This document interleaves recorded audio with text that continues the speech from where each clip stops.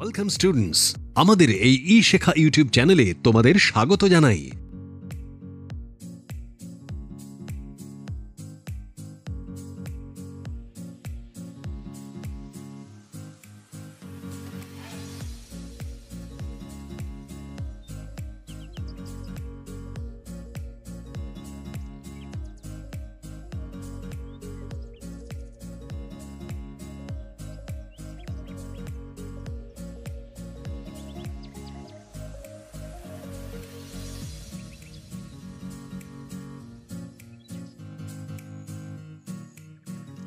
সন্ধ্যায় সঙ্গে ডাক্তারবাবু অনুষ্ঠানে আমি আবার ব্যোমকেশ চট্টোপাধ্যায় পশ্চিম বর্ধমান জেলার বিধাননগর জায়গা থেকে আমরা আজকে একটা লাইভ অনুষ্ঠানের মধ্যে হাজির হয়েছি ডক্টর শুভম দাসের সাথে।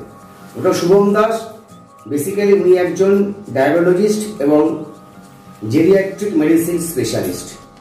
তো ওনার সাথে আজকে আমরা অনেক কিছু আলোচনার মাধ্যমে যাব, যাতে আমাদের সমস্ত দর্শক বন্ধুরা এবং ভিউয়ার্সরা যাতে অনেক প্রশ্নের মাধ্যমে অনেক কিছু জায়গা থেকে তারা জানতে পারে। প্রথমে আমি আপনাকে অনুষ্ঠানে আসার জন্য একটা স্বাগত জানাচ্ছি, নমস্কার জানাচ্ছি। আপনার ব্যস্ততম শিডিউলটাকে অনেকটা কভার আপ করে আজকে আমাদের সময় দেওয়ার জন্য। প্রথম যে প্রশ্নটা, এখন শীতের আমেজ চলছে, আবার মাঝে মাঝে একটা গরমেরও প্রকোপ মাঝে মাঝে দেখা যাচ্ছে, এবং শীতকালে সবাই আমরা পিঠে পুলি খেতে ভালোবাসি।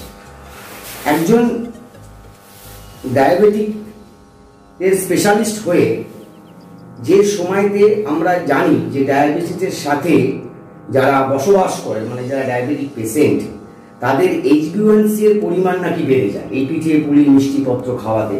তো একজন ডায়াবেটিস্ট কাছ থেকে এই জায়গায় আমি জানতে চাইছি, এই শীতকালীন খাওয়া দাওয়ার ক্ষেত্রে পিঠে পুলি মিষ্টি জাতীয় খাওয়া দাওয়ার ক্ষেত্রে কি ধরনের সতর্কতা নেওয়া প্রয়োজন যারা ডায়াবেটিক রোগে ভুগছে?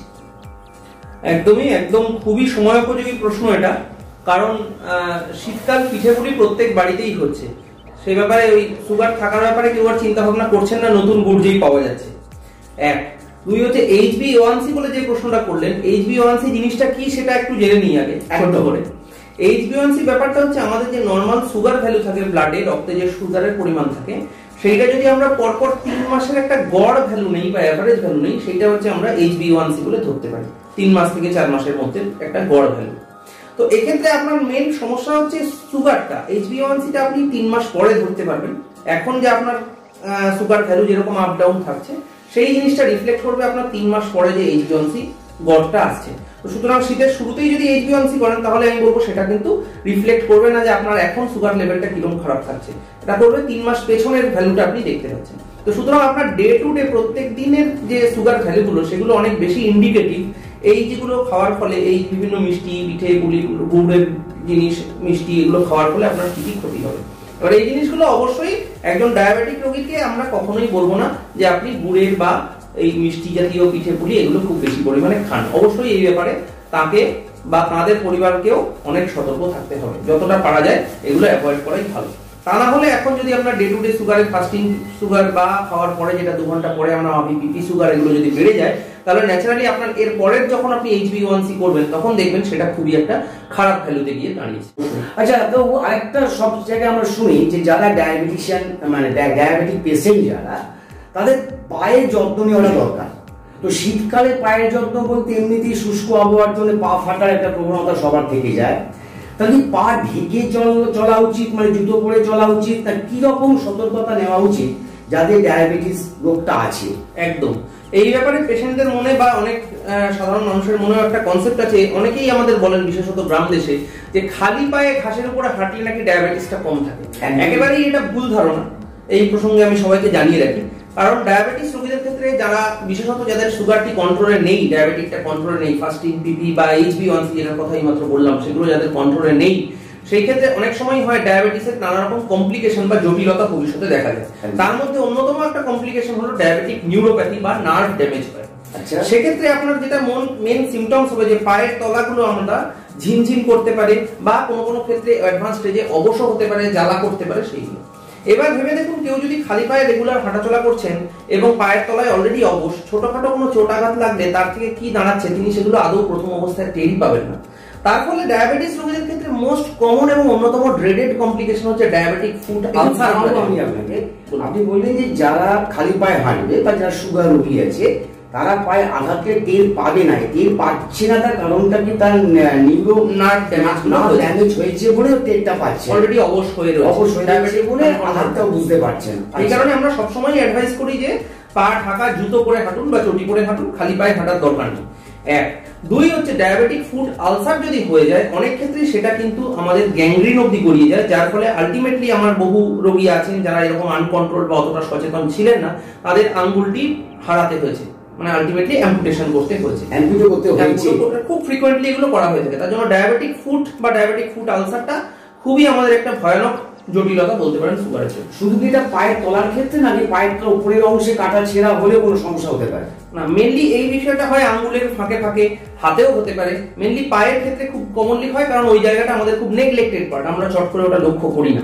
আমরা যারা ক্রনিক ডায়াবেটিক পেশেন্ট, বয়স্ক পেশেন্ট অতটা খেয়াল, তাদের আমরা রেগুলারলি বলি যখন আপনারা অন্তত সপ্তাহে একদিন করে আঙ্গুলের ভাঁজগুলো ভালো করে পরীক্ষা করবেন, পায়ের তলাটা দেখবেন, আমরাও রেগুলারলি চেক করে থাকি। আচ্ছা, নেক্সট প্রশ্ন, যে প্রশ্নটা খুবই মজার প্রশ্ন, কারণ ফল তো আমরা ঠিক নিয়মিত মেনে খাই না, কিন্তু ফল খেতে আমরা ভালোবাসি। যে ফলগুলো খেতে ভালোবাসি, গরমের সময় আম, সব সময় একটা কলা, এই ফলগুলোর মধ্যে একটা মিষ্টি ভাব থেকে থাকে। তো ডায়াবেটিক যারা পেশেন্ট আছেন তারা তো মিষ্টি খেতেই পারেন না, তাহলে এই সমস্ত ফল কি তারা খেতে পারবেন? বা শীতকালে যে কমলা লেবুটা একটা খুব বেশি পরিমাণে পাওয়া যায়, মার্কেটে অ্যাভেলেবেল হয়, কমলা লেবুর মধ্যে তো সচরাচর দেখা যায় মিষ্টি কমলা লেবুটা একদম খুব মিষ্টি হচ্ছে, সে ব্যাপারটা ঠিক নয়। তাই কমলা লেবু কি সুগার রোগীদের ক্ষেত্রে খাওয়া যাবে, নাকি কলা বা অন্য জাতীয় যে ফলগুলো আমরা মিষ্টি বলে জানি, আম বা আপেল, এইগুলো তারা খেতে পারে? এই ব্যাপারগুলো হচ্ছে, দেখুন মিষ্টি তো অনেক জিনিসই আছে, এবার ফলের মধ্যে একদম সুগার জাতীয় মিষ্টি ছাড়াও আরো অনেক খাদ্যগুণ আছে যেগুলো আমাদের দরকার। বিশেষ করে কমলা লেবুর কথা যখন বললেন, এই সময় যেহেতু এই একটা কোভিড পরবর্তী সময়ে অনেকেই এই ভিটামিন সি, জিঙ্ক, এইসব ব্যাপারগুলোর উপরে বেশি জোর দিচ্ছেন। তো natural source of vitamin C যে কোনো লেবুতে, শুধু কমলা লেবু বলবো না, অন্যান্য লেবুগুলোতেও পাওয়া যাবে। তো সেক্ষেত্রে আপনাকে দেখতে হবে যে কোন ফলের মধ্যে কি রকম ভাবে আপনার এই সুগার বাড়ার প্রবণতাটা রয়েছে। যেমন আপনি দুটো জিনিস বললেন, আম, কলা, এর সঙ্গে আমি বলবো তরমুজ, এগুলো খুব হাই গ্লাইসেমিক ইন্ডেক্স বা উচ্চ সুগার বেড়ে যাওয়ার প্রবণতা, মানে খেলেই আপনার সঙ্গে সঙ্গে বেড়ে যাবে। Apple high glycemic index, but সেটা সাস্টেন নাও করতে পারে। তো এই ক্ষেত্রে মেন বিষয় হচ্ছে একজন প্রপার ডায়েটিশিয়ানের পরামর্শ মেনে অবশ্যই খাওয়া যাবে। কমলা লেবু খাওয়া যাবে, আপেলও খাওয়া যাবে। আমটা গরমের ফল, অনেকেই অ্যাভয়েড করতে চান না এবং লোভের বশে খেয়ে সেগুলো আপনার পরিমিত পরিমাণে ঠিক কতটা খেলে আপনার ক্যালোরি ইনটেকটাও প্রপার হবে সেইগুলো জেনে নিয়েই আপনাকে খেতে হবে। তার মানে মধ্যে কথা হলো ক্যালোরি ইনডেক্সটা মাথায় রেখে, ক্যালোরি এবং তার সুগার ভ্যালুটা কতটা আছে খাদ্যের মাথায় রেখে খাওয়ার চার্টটাকে কোনো একটা বিশেষজ্ঞ ডায়েটিশিয়ানের কাছ থেকে করে নেওয়া, তার কাছে একটা চার্ট আমাদের করে নিতে হবে, তাহলে আমাদের মানে সুগার বাড়ার প্রবণতাটা খানিকটা হয়তো রোখা যাবে।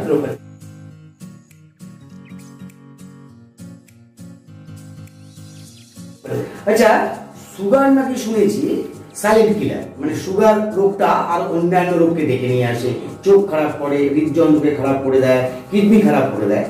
সুগার, যারা সুগার রোগী তাদের মানে আপনার হার্ট অ্যাটাকের সম্ভাবনা তাদের কতটা থাকে? অবশ্যই এই ব্যাপারটা একটা খুব কমন জিনিস যে সুগার রোগীদের ক্ষেত্রে কিন্তু অন্যান্য হার্ট অ্যাটাকের সম্ভাবনা থাকে, এবং মোর ইম্পর্টেন্টলি যাদের হার্ট অ্যাটাক হয় সেটাও হয় সাইলেন্ট হার্ট অ্যাটাক, মানে আগে থেকে কোনো পূর্বাভাস ছাড়াই একদিন হঠাৎ করে ফেটাল হার্ট অ্যাটাক বা এইগুলো হয়ে থাকে। সুগার রোগী যে নয়, তার যে যন্ত্রণা হয় বা একটা কষ্ট, আগে থেকে আপনি হয়তো একটা আভাস পেতে পারেন, পূর্বাভাস পেতে পারেন, কিন্তু সুগার রোগীদের ক্ষেত্রে বিশেষত যাদের আনকন্ট্রোলড আছে, যদি সতর্ক না থাকেন, সাইলেন্ট এমআই আমরা বলে থাকি বা silent myocardial infarction, silent heart attack হতে পারে, মানে একবারই হবে, সেটা ফেটাল হবে। আগে আপনার কোনো পূর্বাভাস বা মৃত্যুমন্দ যখন থাকছে তখন তার আগে থেকে পূর্বাভাসগুলো আপনি নাও পেতে পারেন। এটা একটা খুব ডেঞ্জারাস সিচুয়েশন। এবং সুগারের সঙ্গে আরো কিছু কিছু জিনিস আমরা বলে থাকি, যেমন কোলেস্টেরলের মাত্রা ঠিকঠাক রাখা, হার্টের রেগুলার চেকআপ করা। এই তিনটে জিনিস যদি ঠিকঠাক চেকআপ না করা হয়, যে কোনো একটাই কিন্তু অন্যগুলোকে ডেকে আনবে এবং একসাথে সবগুলো মিলে একটা বিপজ্জনক পরিস্থিতি তৈরি হতে পারে। সেক্ষেত্রে তুমি জানতেই পারবেন না হার্ট অ্যাটাক হচ্ছে, কিন্তু সেটা আনকন্ট্রোল, আগে থেকে কোনো পূর্বাভাস পাবেন না।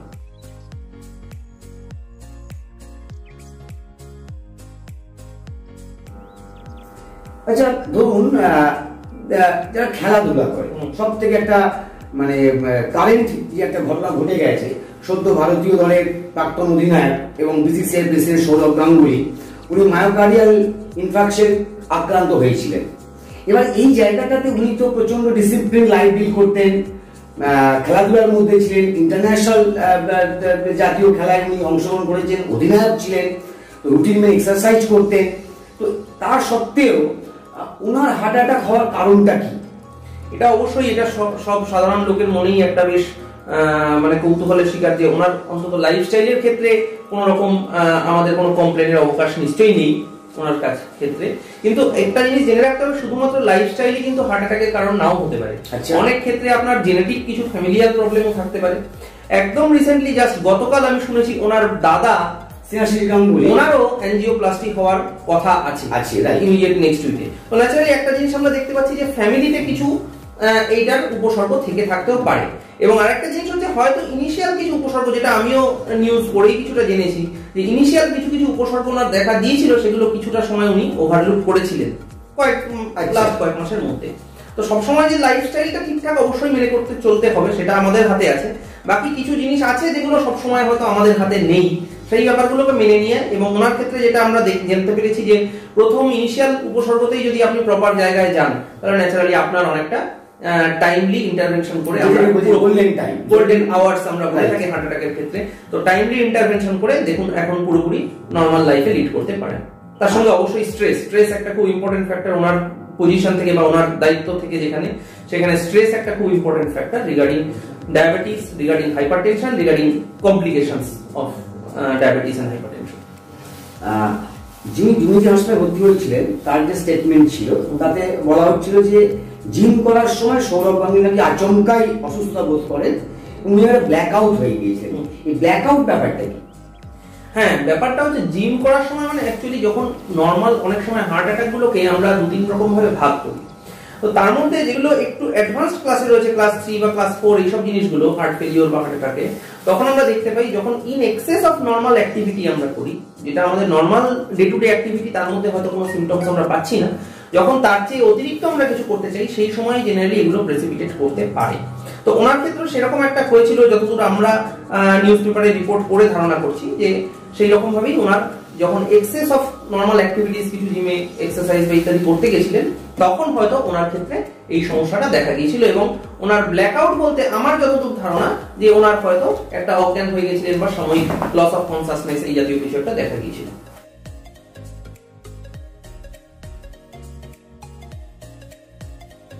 মন্ডল বুদ্ধদেব মন্ডল বলে একজন জানতে চেয়েছেন আপনার কাছ থেকে যে প্রথম সুগার টেস্ট 179, খাওয়ার পর 361, মানে ফাস্টিং 179 বেসিক্যালি যেটা উনি বলতে চেয়েছেন, আর খাওয়ার পর 361, এই বিষয়টা উনি জানতে চেয়েছেন যে এটাই একটু আপনি আলোচনা করে দেন, ওর সুগার জায়গাটা কোন জায়গায় আছে বা কিছু কিভাবে তাকে মেনটেন করতে হবে। দেখুন এখন যেটা পিপি উনি যেটা বললেন, মানে খাওয়ার 2 ঘন্টা পরে 361 এবং ফাস্টিং 169, দুটোই যে রেঞ্জে রয়েছে।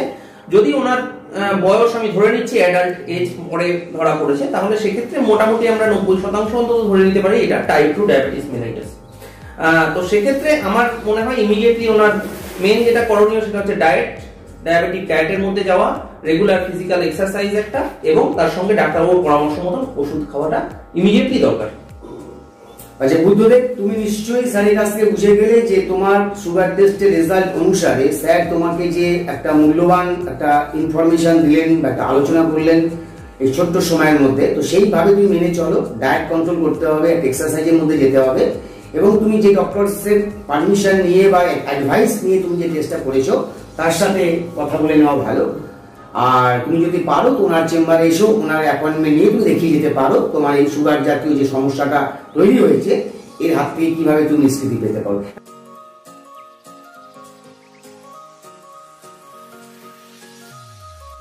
নেক্সট প্রশ্ন আমরা যাচ্ছি, শীতকালে সাধারণ সর্দি কাশি থেকে শুরু করে অন্যান্য বিভিন্ন রোগ, জ্বর, অ্যাজমা, গা ব্যথা, এরকম নানা রকম সংক্রমণ দেখা যায়। প্রাথমিকভাবে কি কি সতর্কতা এই শীতকালে আমাদের নেওয়া উচিত, যেখান থেকে এই সাধারণ যে অ্যাটাকগুলো থেকে আমরা নিজেদের শরীরকে বাঁচাতে পারবো? এবার এই বিষয়টা আমরা একটু যদি অন্যভাবে আলোচনা করি, যদি নর্মাল লোক ধরে নিন যার কোনো অসুখ বিসুখ ইত্যাদি কিছুই নেই, ডায়াবেটিস বা ইত্যাদি কিছু নেই, তার ক্ষেত্রে নর্মাল যেটা নিয়ম, শীতে যাতে ঠান্ডা না লেগে যায়, প্রপার গার্মেন্টস ইউজ করা, উলেন গার্মেন্টস ইউজ করা, গরম জামা কাপড় ইউজ করা, ঠান্ডা জিনিস না খাওয়া বা চট করে রোদের থেকে এসে ঘামের মধ্যে স্নানটা না করা, এইসব জিনিসগুলো ফলো করে যেতে হবে, যেটা আমাদের ছোটবেলা থেকে আমাদের মা মাসিরা বলে থাকছেন, সেগুলো অবশ্যই করে যেতে হবে। এর সঙ্গে যদি আপনার অলরেডি ধরুন ডায়াবেটিক আছে, এবার ডায়াবেটিস রোগীর সঙ্গে একটা মূল সমস্যা হলো তার রোগ প্রতিরোধ ক্ষমতা অলরেডি অনেকটা ডাউন, মানে immune system, immune defence system যেটা, সেটা অলরেডি অনেকটা উইকার বা দুর্বল হয়ে রয়েছে। তার ফলে এই সাধারণ সর্দি, কাশি, ঠান্ডা, জ্বর এগুলো ডায়াবেটিস রোগীর ক্ষেত্রে অনেক বেশি পরিমাণে হতে পারে। তো সেই ক্ষেত্রে ওনাকে কিন্তু আরো অ্যাডিশনাল সতর্কতা নিতে হবে। মূল বিষয় হচ্ছে ডায়াবেটিসটা বা সুগারের মাত্রাটা সবসময় কন্ট্রোলে রাখাটা দরকার। এবার সাধারণ সর্দি কাশি বা যে কোনো ভাইরাল ফিভার, সেটা এখন আমরা কোভিড নিয়ে আলোচনা করছি, এক বছর আগে কোভিড নিয়ে আলোচনা করতাম না, কিন্তু যে কোনো ভাইরাল ফিভারই একটা মেন লক্ষণ হচ্ছে গা হাত পা ব্যথা, যাকে আমরা বলি ম্যালেজ। গা হাত পা ব্যথা, দুর্বল ভাব বা গা ম্যাজম্যাজ করা, কোনো কিছু ইচ্ছে না করা, এগুলো যে কোনো ভাইরাল রোগেরই একটা প্রথম উপসর্গ হতে পারে। তো ন্যাচারালি সেইগুলোকে আপনার যে কোনো একটা ভাইরাল ফিভার বা ভাইরাল ইনফেকশন ধরে নিয়ে তার সতর্কতামূলক ব্যবস্থা এবং তার যেসব প্রিভেন্টিভ মেডিসিন বলুন বা তার রেমেডিয়াল মেডিসিন, তার কি কি ট্রিটমেন্ট হবে, সেগুলো প্রপারলি করতে হবে। তোমার একটা স্বাস্থ্য পরীক্ষার মধ্যে দিয়ে যেতে হবে, ঠান্ডা লাগানো চলবে চলবে যতটা পারো ঠান্ডাকে বাঁচিয়ে আমাদের হাঁটাচলা করতে হবে।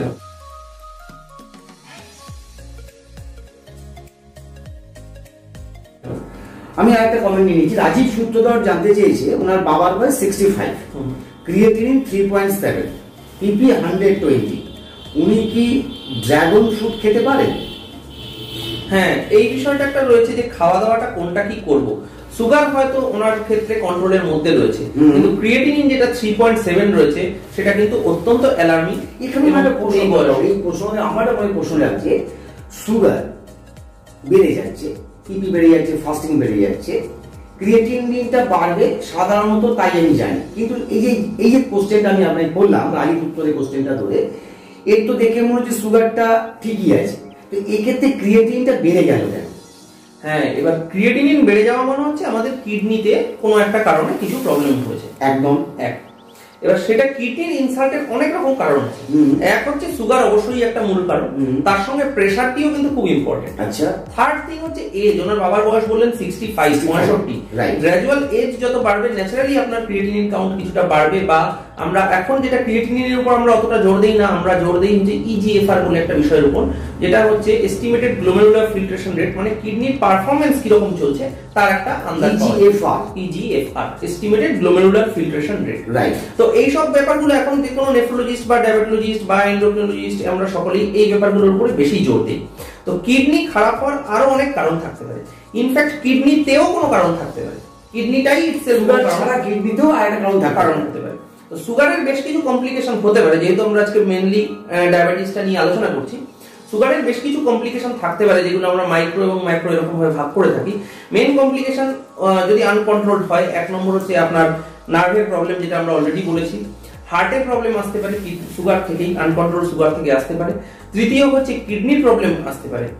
চতুর্থ, চোখের প্রবলেম খুব ইম্পর্টেন্টলি আসতে পারে। তো এই বিভিন্ন প্রবলেমগুলো কিন্তু সমস্তই সুগারের বিভিন্ন রকম কমপ্লিকেশন। আরো অনেক কমপ্লিকেশন আছে, এই যে ফ্রিকোয়েন্ট ইনফেকশন বললাম, যদি আনকন্ট্রোল সুগার থাকে, ফ্রিকোয়েন্ট ছোটখাটো ইনফেকশন, যেগুলো হয়তো আমার আপনার রোগ প্রতিরোধ ক্ষমতা দিয়ে আমরা নিজেরা বেঁচে যাবো, আমাদের কোনো ক্ষতি করবে না, কিন্তু তারা একজন ডায়াবেটিস রোগী যার সুগারটি কন্ট্রোলে নেই, তার কিন্তু এই বিষয়টা অনেকটাই অসুবিধা হবে, মারাত্মক জায়গায় চলে যেতে পারে। অবশ্যই। আরেকজন প্রশ্ন করে যে সূত্রকার উনি বলতে যে হার্ট অ্যাটাকের আগে কি সিমটম দেখা যায়? নরমালি দেখা যায়, যদি আপনার ডায়াবেটিসটি কন্ট্রোলে থাকে বা ইত্যাদি। নরমাল লোকের ক্ষেত্রে হার্ট অ্যাটাকের আগে আপনি যদি সচেতন থাকেন, অবশ্যই কিছু না কিছু দেখতে পারেন। আপনি বুকে সামান্য চিনচিন ব্যথা হিসাবে, উপসর্গ হিসাবে মনে করতে পারেন। আপনি সিঁড়ি দিয়ে উঠলেন কি সাইকেল চালালেন, সেই সময় আপনি কিছু শ্বাসকষ্ট উপভোগ করতে পারেন, বা বুকে চিনচিন ব্যথা পেতে পারেন। বুকে একটা সামান্য অস্বস্তি বোধ, অনেকে এই ব্যথা বা শ্বাসকষ্ট এই ব্যাপারগুলো বলতে পারেন না, একটা চেস্ট টাইটনেস, বুকে একটা চাপ চাপ ভাব লাগছে, সেরকম নানা রকম সিমটম আছে। সবচেয়ে গুরুত্বপূর্ণ হচ্ছে আপনার লাইফস্টাইল হ্যাবিট, যেমন হচ্ছে স্মোকিং এন্ড ড্রিঙ্কিং, এগুলো থাকলে অবশ্যই আপনার হার্ট অ্যাটাক, ডায়াবেটিস, কোলেস্টেরল প্রত্যেকটা সম্ভাবনা বেশ কয়েক গুণ করে বেড়ে যাবে। তো সেই জিনিসগুলো কন্ট্রোলে রাখা এবং অ্যানুয়ালি একবার করে অ্যাটলিস্ট রুটিন যেসব চেকআপ গুলো থাকে সেগুলো একবার করানো, তাহলে আমার মনে হয় আপনি অনেকটাই ভবিষ্যতের থেকে মানে কিছুটা সতর্ক থাকতে পারবেন। রুটিন চেকআপ পরিমিত খাওয়া দাওয়া, ক্যালোরি হিসাব করে খাওয়া এবং হালকা এক্সারসাইজ, এইগুলো হচ্ছে সুস্থ জীবনের মানে প্যারামিটারস, মেইন প্যারামিটারস। পাত্র একটা কোশ্চেন করেছে, নাইট্রিক অক্সাইডের গুরুত্ব হার্ট অ্যাটাকের সাথে কি যদি বলে? হ্যাঁ, নাইট্রিক অক্সাইড বলে একটা জিনিস আছে যেটা আমাদের শরীরে একটা কেমিক্যাল আর কি। তো নাইট্রিক অক্সাইডটা হচ্ছে ভেসোডাইলেটর, মানে আমাদের ধমনীর শিরাগুলো ওরা ডাইলেট করে দেয় বা বড় করে দেয়। তো আমাদের হার্ট অ্যাটাকের কিছু ক্ষেত্রে আমরা কিছু ওষুধপত্র ইউজ করি যেগুলো এই নাইট্রিক অক্সাইড ডোনার হিসাবে ইউজ করা হয়, বেশ কিছু নাইট্রেট বা ইত্যাদি। সেটা হার্ট অ্যাটাকের একটা অন্যতম গুরুত্বপূর্ণ ওষুধ। তো ন্যাচারালি যেগুলো ন্যাচারাল নাইট্রিক অক্সাইড ডোনার বা সেই সবগুলো খেলে কিছুটা হার্ট অ্যাটাকের ক্ষেত্রে উপকার হতে পারে। তাই বলে এই নয় যে নর্মাল লোক যার হার্ট অ্যাটাক নেই তিনি নাইট্রিক অক্সাইড যুক্ত ওষুধ খেতে আরম্ভ করলেন যে ভাবলেন আমার কখনো হবে না, সেটা কখনো নয়। কিন্তু যখন সেই প্যাথোলজিটা, হার্ট অ্যাটাকের যে প্যাথোলজি যাতে হয়, সেই প্যাথোলজি যখন হয়ে গেল তখন আমাদের এই ওষুধগুলো দিলে কিছুটা আমরা ইনিশিয়াল স্টেজে উপকার পেতে পারি। বা এটা একটা ট্রিটমেন্টের ম্যান্ডেটরি কোনো মেডিসিন নয়, না, সমস্ত প্রেসক্রিপশনেও ডিপেন্ড করতে হবে, ডক্টর সব বলছেন। অবশ্যই।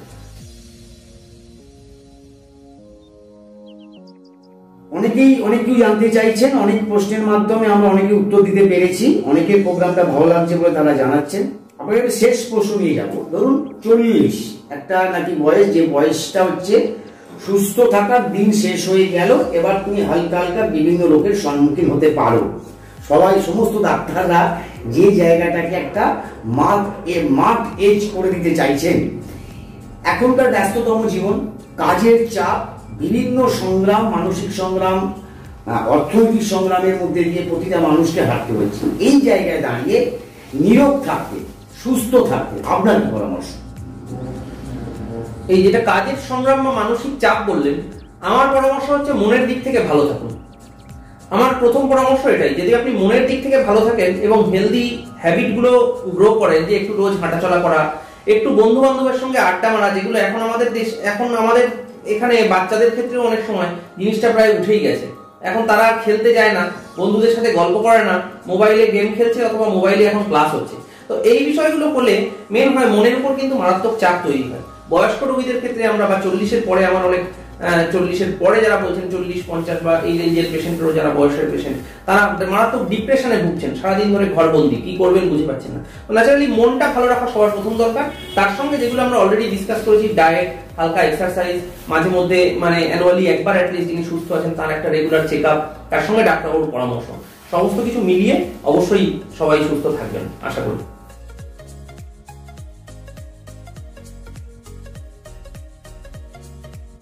তার মানে আমাদের কি জানতে পারলাম আমরা, আমি একটা কমেন্ট নিতে চাইছি, ডায়াবেটিক পেশেন্টের সুগার লেভেল যদি হঠাৎ করে ফল করে, বলতে চাইছেন বেড়ে যাওয়া না, কমে যাওয়া, একদম 50 বা 40 নিচে চলে যায়, তাহলে কি কি সমস্যা হতে পারে?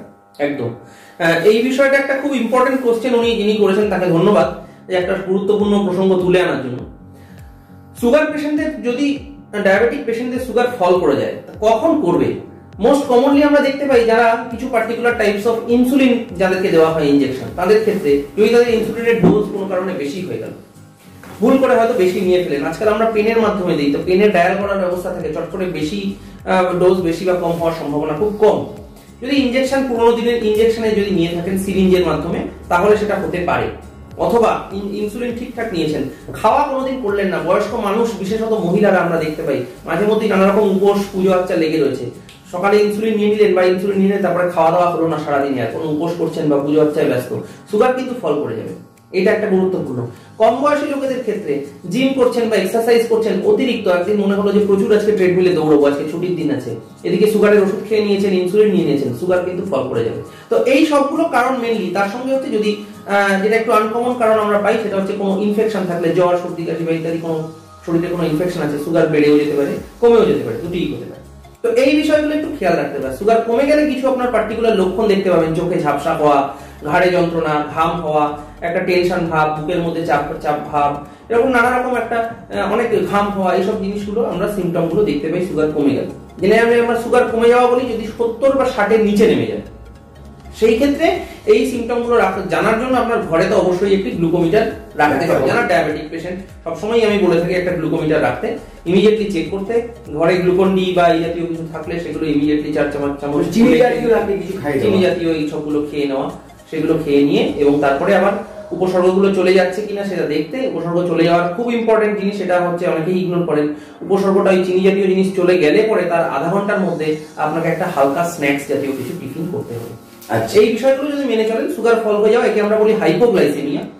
এর চেয়েও খুব কম হয়ে গেলে অবশ্যই আপনাকে হসপিটালে ভর্তি হতে হবে, যেখানে আমাদের ইমিডিয়েট হাইপোগ্লাইসেমিয়া যাতে কোমাতে না চলে যান তার জন্য আমাদের ওষুধপত্র দেওয়া হয়। বাট ঘরোয়া রেমেডি বা ঘরোয়া টোটকা যদি বলেন, এই যেগুলো আমি বললাম এইগুলো ফলো করে চলতে হবে। আমার একটা প্রশ্ন আছে, কোনটা বেশি মারাত্মক, সুগার ফল হয়ে যাওয়া না অতিরিক্ত সুগার, আনকন্ট্রোল সুগার নিয়ে ঘোরাফেরা করা? অবশ্যই দুটোই ক্ষতিকর। তবে আমরা যদি আমাদের ডায়াবেটোলজিস্ট বা এন্ডোক্রিনোলজিস্টদের কথা শোনেন, আমার ধারণা সকলেই একমত হবেন যে সুগার ফল হয়ে গিয়ে যেটা কোমাতে চলে যাচ্ছে সেটা অনেক বেশি মারাত্মক। কারণ সেটাকে আমাদের যদি একবার ঘরে থাকতে সেই জিনিসটা হয়, ইমিডিয়েটলি হসপিটালে নিয়ে এবং আমাদের সেটা ইমিডিয়েটলি ট্রিটমেন্ট করতে হবে। অবশ্যই সুগার বেড়ে গেলেও কোমাতে যেতে পারে, সেরকম পসিবিলিটি আছে, বাট জেনারেলি এরকম হয় না যে সুগার বাড়ার চাইতে সুগার ফল করে যাওয়াটা অনেক বেশি মারাত্মক, মানে পেশেন্ট কোমাতে চলে যেতে পারে। সুগার ফল হওয়াটা হঠাৎ একদিন হবে, সুগার বেড়ে যাওয়াটা কিন্তু ধীরে ধীরে ধীরে ধীরে বাড়বে। আপনার কাছে সময় আছে, সুগার ফল আপনাকে অনেক ধন্যবাদ আজকে আলোচনাতে আসার জন্য। আপনাকে অনেক কিছু জানতে পারলাম, আমার দর্শকরা অনেক কিছু জানতে পারলো। সব থেকে মজার কথা হলো, আমরা এক্সেস মেডিস্কিল এই পেজের মাধ্যমে প্রতিবারই আমরা বিভিন্ন রাজ্যের বিভিন্ন ডক্টরদের সাথে বিভিন্ন বিষয় নিয়ে আমরা আলোচনার মধ্যে যাই, যাতে আমাদের স্টুডেন্টরা, আমাদের দর্শক বন্ধুরা এবং আমরা, আমাদের স্টাফরা অনেক কিছু জানতে পারি, অজানা তথ্য জানতে পারি। সেইভাবে খাওয়া দাওয়াকে নিয়মিত করে, এক্সারসাইজকে করে সুস্থ আমরাও থাকতে পারি, তোমরাও থাকতে পারো, আমাদের পরিবার থাকতে পারি। এইভাবে কিন্তু আমাদেরকে এগোতে হবে। আবার দেখা হবে কোনো একদিন অন্য কোনো জায়গায়, অন্য কোনো এক ডাক্তারবাবুর সাথে। নমস্কার, ধন্যবাদ সবাইকে। আজই আমাদের এই ই শেখা চ্যানেলটিকে সাবস্ক্রাইব করো এবং অতি অবশ্যই পাশের বেল আইকনটি প্রেস করতে ভুলো না, যাতে নতুন কোনো ভিডিও আপলোড হলে তোমরা তার নোটিফিকেশন পেতে পারো।